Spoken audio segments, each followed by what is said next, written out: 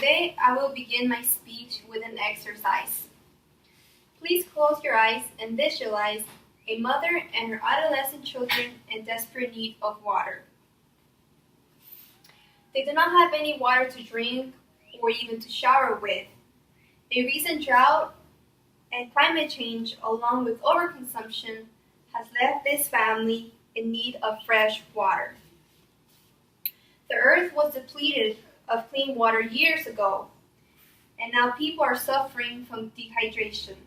Now, picture a middle-class family in America where water is cheap and abundant.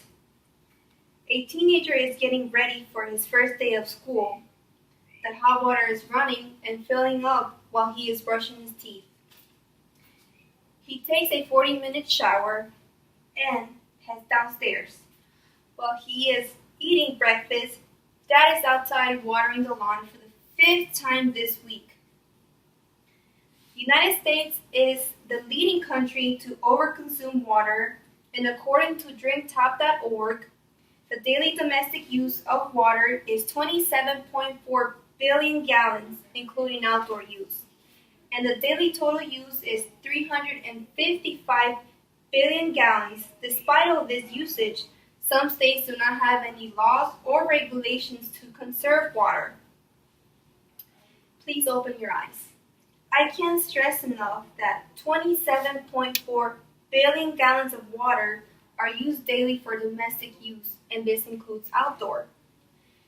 And 355 billion gallons of water is the total amount used daily by the United States. Today, I will begin talking about water and why you should start conserving it. By the end of my speech, you will have learned valuable facts that will allow you to be able to take major and critical decisions to save water. My preview points are enough water to go around. Consume enough water, and is there effects? Now that I have stated my 3 main points, I would like to address my first point. Enough water to go around. Shocking facts about water consumption according to Project Sunlight.co and to GreenerIdeal.com. The first myth is that global demand for water is increasing slower than we think.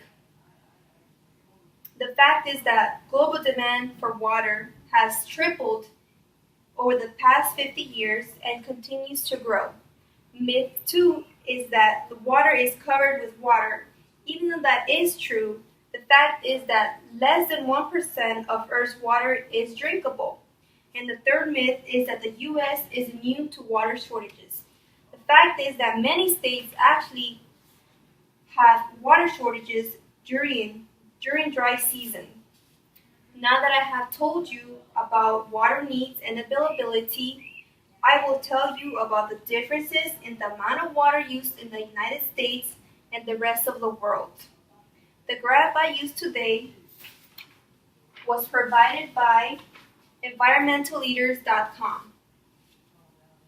As illustrated by the graph above, it is clearly noticeable that there is overconsumption in the United States compared to other countries like Africa, where water is a limited resource. There is a difference of 1,490 cubic meters per person of annual use between North America and the sub-Saharan Africa. And keep in mind that 1 cubic meter equals 1,000 liters. So there is an annual difference of 1.49 million liters per person. The United States also uses more than double the amount of water compared to the rest of the world. Now that I have told you about the consumption of water, I will tell you about the effects of overconsumption. Is there effects? According to Livestrong.com, there will be shortages due to overuse. Costs will rise due to the increasing demand, and there will be conflict due to people fighting over water. Now that I have told you about water consumption, I will move on to my conclusion. Now that you have listened to my speech, I want to ask all of you to go out and buy water-sense appliances, faucets, or toilets to help save water.